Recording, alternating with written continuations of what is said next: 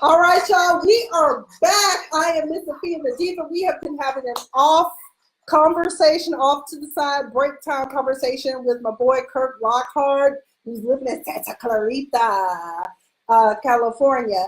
And this is BFAM 109.6, and this is A Diva Disturbed. And right now, we've been talking about the mass shootings or shootings that have occurred in the past week. We have the mosque shooting. We also had the Dutch experience, a shooting, okay, on the tram. It's sad that we live in a world where we are not safe no matter where we go. My other mom, my stepmom, but I call her my other mom because she is my mama for all intents and purposes as well. But she was telling me one of her students was shot in a drive-by at her home. And that's unfortunate. Everyone's alive and well in the household, but we shouldn't have to live in a world like that. But another aspect that disturbs me about the way that this country is set up is that they purposely create neighborhoods where the poor and where they put people that are disenfranchised and low income, and they create what you call a reservoir effect. Have you ever seen dogs in a reservoir? Like, eventually they will kill each other because of all the echoing back and forth inside of this reservoir. It's almost like a dog fight that, you wouldn't want to see, okay? It's just very bloody and messy, and that's kind of what they did in creating, quote unquote, the hood and the ghettos. And that's unfortunate. But it just really disturbs me that in this country, that's how it's set up. And the other problem is the complacency of people in the neighborhood, because they fixed it so that people don't really have any hope whatsoever. So they just kind of like, well, this is my life and this is what it is and this is how it's going to be. And it doesn't have to be. So, but Kurt, I don't know if you're still on the line, but I'm getting ready to segment real quickly. We can continue our talk about gun control and also this very disturbing topic I'm going to bring up here shortly. But first, I wanted to go ahead, because so many of my followers enjoy when the diva talks about what's going on in reality TV land, okay? So what we're going to talk about is... Kurt, you going to stay? Yeah. Okay, cool. So what my light is not working today, so if I look a little dark to y'all, oh well, honey, look at me, girls. Look at me, men. This is Miss Sophia the Diva, and it is time for our reality segment, okay? We are getting ready to talk about Real Housewives of Atlanta and Nene's neediness, okay? We're also going to talk about the dope dealer's house that we saw on Married to Medicine LA, okay? Are y'all ready? Are you ready? Hey, my people online, let me know if you're ready. Give me a thumbs up. Give me a hey, whatever. But it is time for Deep to talk about something that is near and dear to her heart, and that is Real Housewives of Atlanta. Thank you to my person out there on Twitter. Hey. Shout out to my people on YouTube, as well as my people here on Facebook Live. All right, so it's Eva's wedding. Oh my God, she was such a beautiful bride, and it was such a beautiful day. But then there was a storm cloud that came and tried to chase it away. Her name is Nene Leakes, okay? Lanithia Leakes, okay? Nene was very much present and alive. Now, last time, they've already taken the reunion. We know that she is a bitter and unhappy woman, and she has unfollowed everybody on the show except for my soror, Shamari DeVoe, okay? Alpha Kappa Alpha, shout out to y'all, okay, Ski-Wee? But anyway, the wedding. So Shamari was supposed to ride with Nene, number one. That's when we knew there was going to be problems. Nene like, I don't even know if I'm a girl. I'm just having problems. My thyroid acting, my arthritis, my husband ain't treating me right. Just all the drama, the extra we just really don't need. So Shamari ends up having to ride with Tanya. One of my fellow bloggers that I follow a lot, he said basically Nene just didn't want to go because she knew the cameras would be with her. My thing is, why do you want to be on a reality show that you don't want to be filmed on? We already know that they kind of invade every aspect of your life on these shows, so what's the problem? So then the wedding, everyone's there, you know, Candy and Todd ride together with Cynthia and her man, Mike Hill. It's chill. And before that, there was a conversation had about the fact that Eva was saying that it was $1,000 per person for this wedding.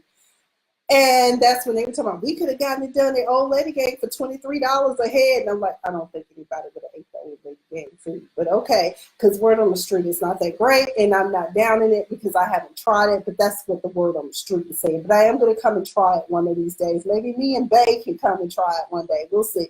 But it just really, we already knew some mess was going to go down. They get there, Nene shows up, it looks like with Marlo and her got to be glued lace front. That lace front was terrible, Marlo. And I usually be big with no hair. I don't know what happened, girl. It looked like,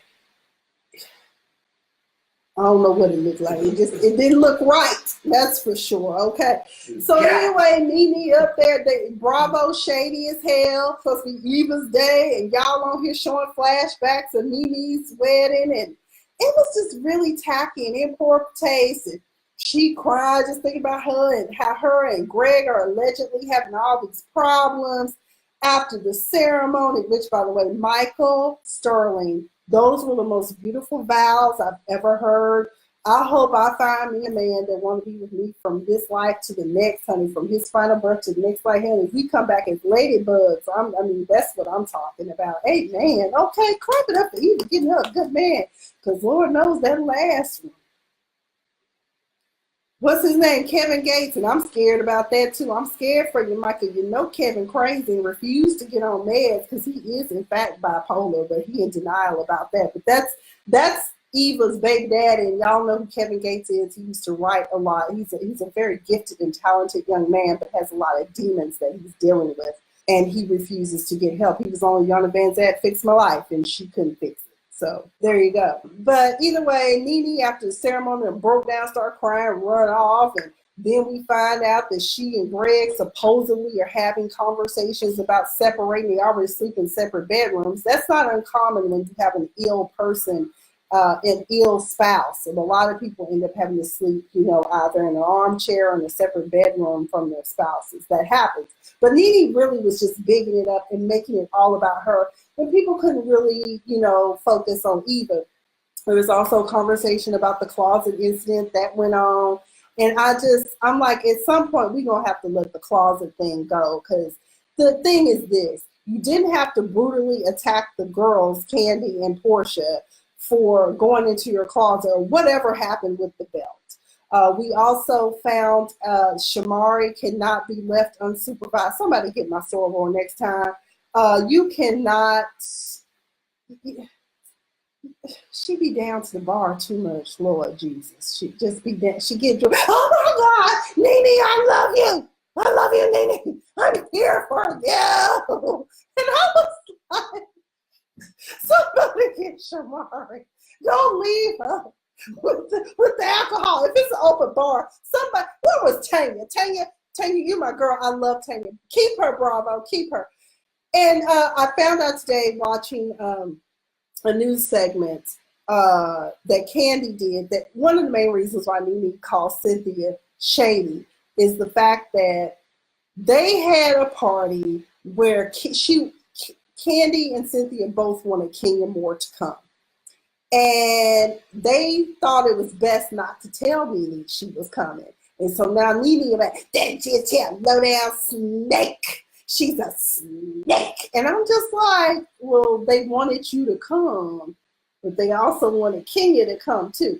I'm just going to put it out there. Bravo, let's just cut ties with Nene altogether. I think that we should just bring Phaedra Parks back. Please bring her. Phaedra, please say yes. I miss you so much. And we still need to get together and talk about this bar exam thing too, girlfriend. And then Kenya. Bring Kenya Moore back. No more Nene. No more Nene. It honestly, to be honest, Nene should have set this season out. She makes herself look bad. Now she's on social media going off on all her fans.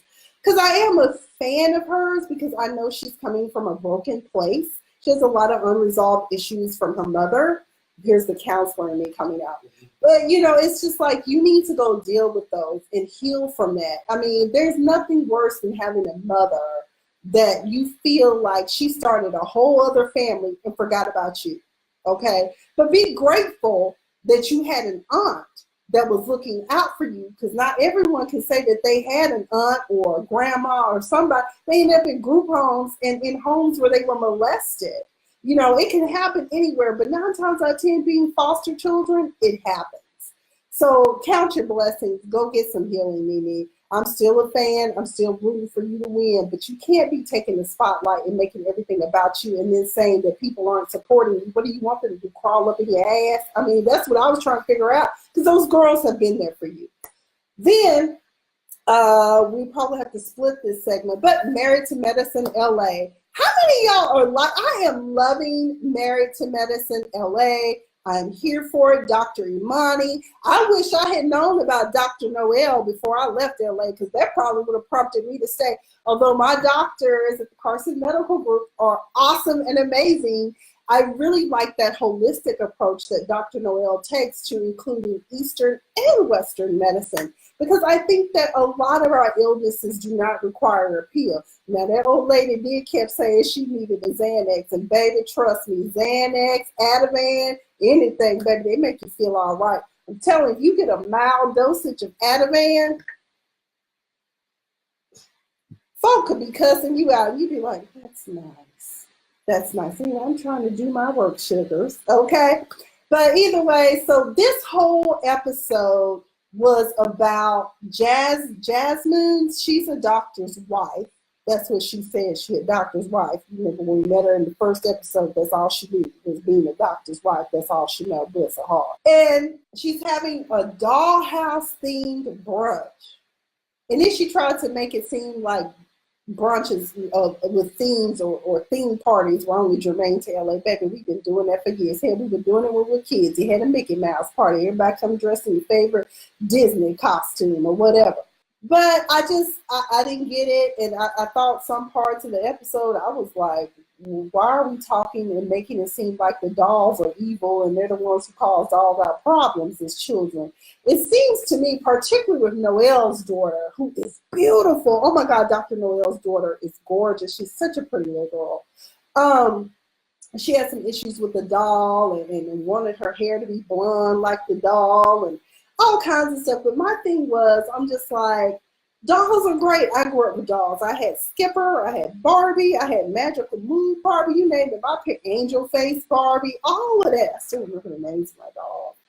And you know, it's just like, really, y'all gonna make it about that? I mean, I didn't get it. I didn't follow that. Dr. Imani is trying to establish a relationship with her father, who left when she was age 11. Her husband told her, baby, I don't think that's a good idea. You might not want to open that door. Sure enough, she sent a text message. Her father said he would have to think about meeting up with her. The least you fathers could do who did any child wrong is just give us the time of day, be it 15 minutes or 30 minutes. I'm not talking about me, but I'm talking about any of us in this whole collective who have parental issues, it's particularly with fathers. You know, give us time to talk. Let's talk about it. Let's sort it out. Give me your explanation why you left, why you couldn't be there for me and my mom, or whatever it is that goes on.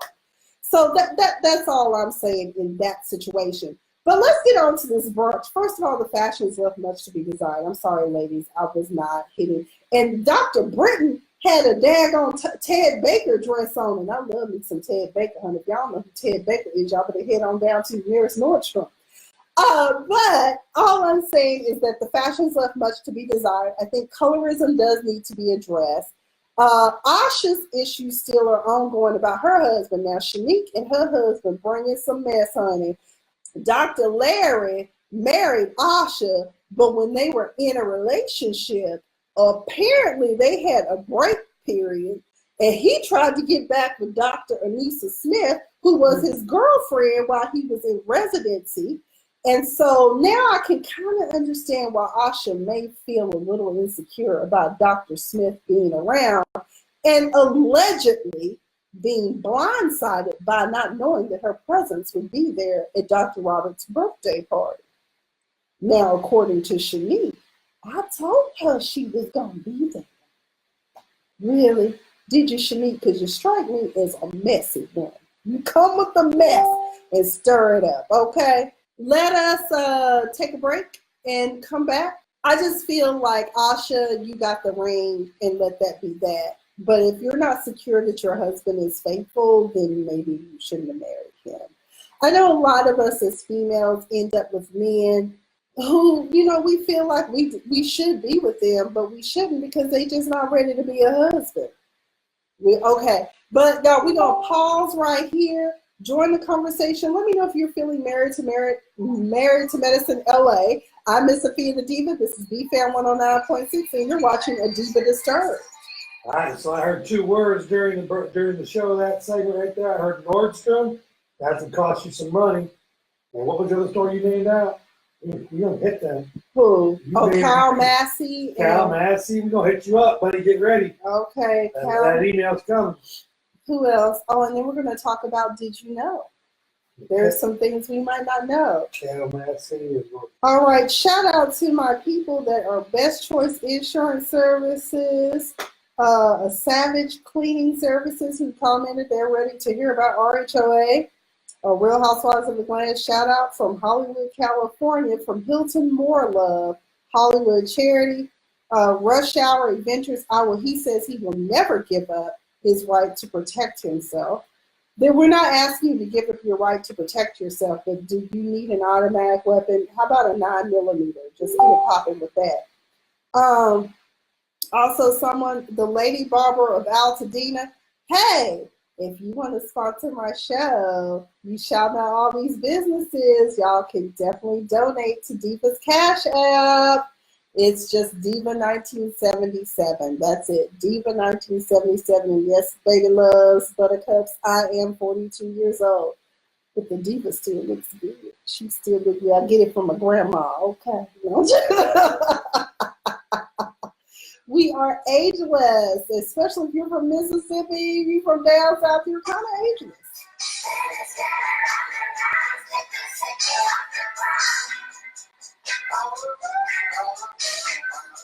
All right, what is up, buttercups? It is Miss Sophia the Diva here on BFAM 109.6. To join the conversation, hey, why don't you hit us up at 678-383-4378 for A Diva Disturbed.